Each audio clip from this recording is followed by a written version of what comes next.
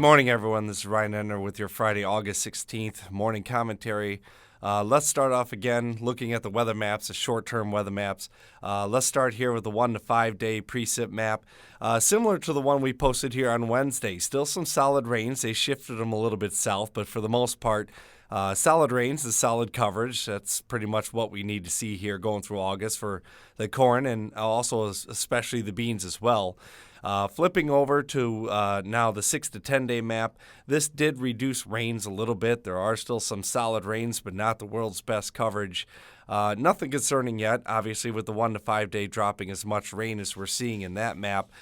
6 to 10 days not really overly concerning. Maybe one of the biggest maps that we've seen just recently came out yesterday. What we're talking about here is the NOAA 3-month temperature map. The precip was pretty much average across the board, but taking a look at this temperature map, we see they have the whole country for above average in the 3-month outlook.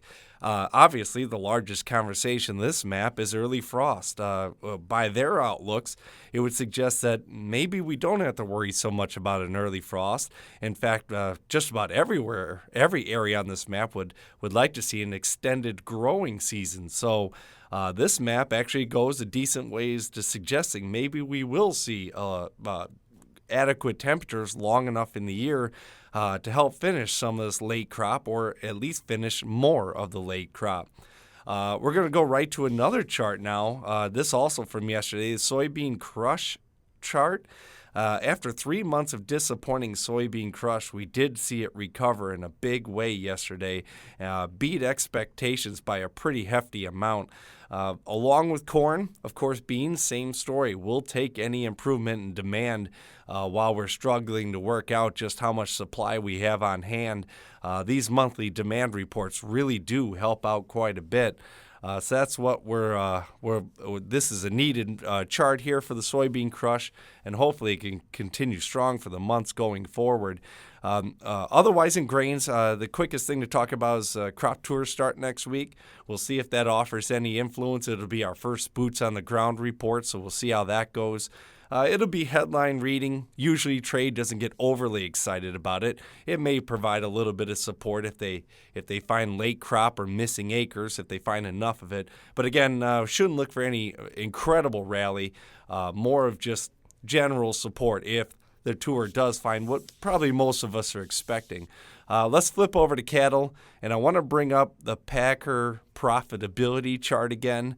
If you take one look at this chart, wow is an understatement. What this chart factors in is yesterday's 105 cash trade in Texas, and also factors in yesterday's box beef rally, which continues to be incredible. So we know that Packers, of course, could pay up. I mean, one look at this chart, and you can easily say it's just gone basically off the charts. So what we've had this week is the 105 cash trade in Texas limited the panic selling. But nobody wants to work it back yet. The futures are telling us by price they're looking at potential $3 to $4 lower cash trade next week. And it's, again, impossible to measure with the fire issue that's obviously catching trade's attention. They're staying on the heavily cautious side, thinking that maybe Packers will try and bid $3 to $4 lower again next week. So given that, we may just see cattle trade relatively calm today and maybe even be calm Monday and Tuesday, waiting for first cash bids, likely to be late Tuesday in early Wednesday. So that's what we're looking there for in cattle and the grains. If anyone has any questions, give us a call. Thank you.